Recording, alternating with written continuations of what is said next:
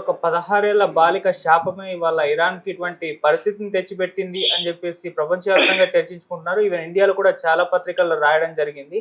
మరి ఇప్పుడు అసలు ఎవరా 16 ఏళ్ల అమ్మాయి? ఆమె ఏం జేసింది? ఆమెకసలు ఇరాన్ ఏం జేసింది? ఎందుకు ఇరాన్‌కి ఇటువంటి పరిస్థితి రావడానికి కూడా 16 ఏళ్ల అమ్మాయే కారణం అంటూ చర్చిస్తున్నారు. అండ్ అసలు ఇరాన్‌లో అమ్మాయిల పరిస్థితి అసలు సరిగ్గా ఉండదని కూడా చెప్తున్నారు. అసలు ఎలాంటి పరిస్థితులు వాళ్ళు ఫేస్ చేస్తున్నారు? మరి దీని ఎంటైర్‌గా మీరేం జెప్తారు సార్ దీని గురించి?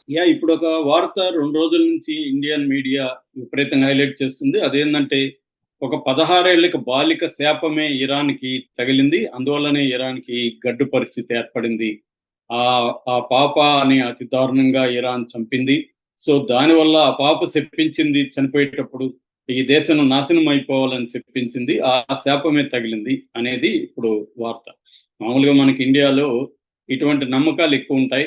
భారతం ద్రౌపది శాపం వల్ల భారతం జరిగిందని, రామాయణంలో సీతని రావణాసురుడు కష్టాలు పెట్టడం వల్లే జరిగిందని, ఇలాగా మనకి ఎప్పటినుంచో కూడా ఉన్నాయన్నమాట. అంటే ఒక స్త్రీలను హింసిస్తే ఆ దేశం గాని, ఆ మనిషి గాని బాగుపడరు అన్న ఒక ఇది మనకి ఏర్పరిచారు.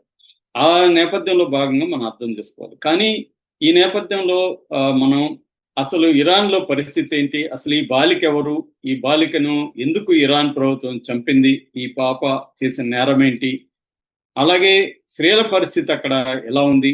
ఎంతమంది స్త్రీలను ఇప్పటివరకు ఇరాన్ ఈ విధంగా ఆహ్, బహిరంగంగా ఉరిదీసి చంపింది? అసలు ఇరాన్‌లో స్త్రీల ఉద్యమం వచ్చిందా లేదా? వస్తే దాన్ని ఇరాన్ ప్రభుత్వం ఎలా అణచివేసింది? ఈ విషయాలను మనం చెప్పుకున్నాం. ఈ బాలిక పూర్తి పేరు అతేపా రజాబీ షా హలేహా.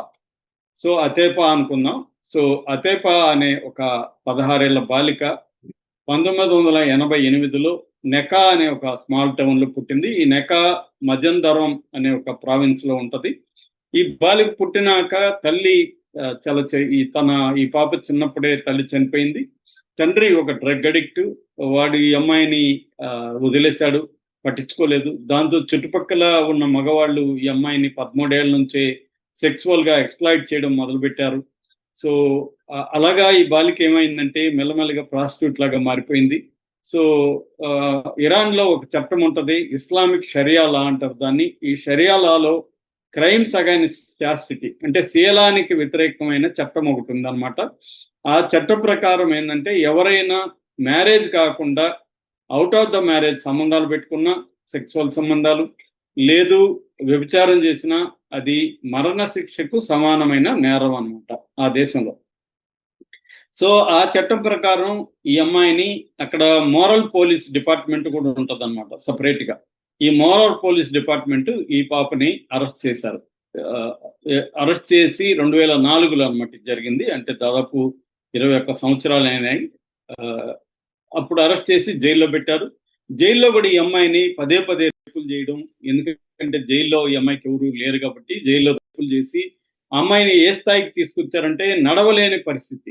ఆ స్థాయిలో తీసుకొచ్చారు. కోర్టులో కూడా ఆ జడ్జి ఎవరో కాదు, ఈ మోరల్ పోలీస్ చీఫ్ ఉంటాడు కదా, అతనే జడ్జి కూడా అన్నమాట. సో, ఆ డిపార్ట్మెంట్ అరెస్ట్ చేసి మళ్ళీ ఆ డిపార్ట్మెంట్ శిక్ష కూడా వేయడం. సో, ఆ పాప విసిగిపోయింది జీవితంతో. నాకెట్లాగూ న్యాయం జరగదని చెప్పి బురకా విప్పి కోర్టులో చెప్పు తీసి జడ్జి మీదకి ఏడుస్తూ, కోపంతో అరుస్తూ ఇసిరేసింది. అది ఇంకా కోపం తెప్పించింది జడ్జికి. ఏ స్థాయి కోపం తెప్పించిందంటే, ఆ పాపని తనే స్వయంగా ఉరిని కూడా పబ్లిక్ ప్లేస్‌లో ఆ నెకా అనే స్మాల్ టౌన్‌లో పట్టపగలు అందరూ వందలాది మంది జనం గుంపుడి చూస్తుంటే ఈ పాపని ఉరికమ్మ ఎక్కించి ఆ ఉరిని స్వయంగా ఈ జడ్జే వేశాడంట. ఎందుకంటే నా మీదకి చొప్పిసిరుతావా అన్నంత కసితో. మామూలుగా అయితే వేరే వాళ్ళు చేసే పని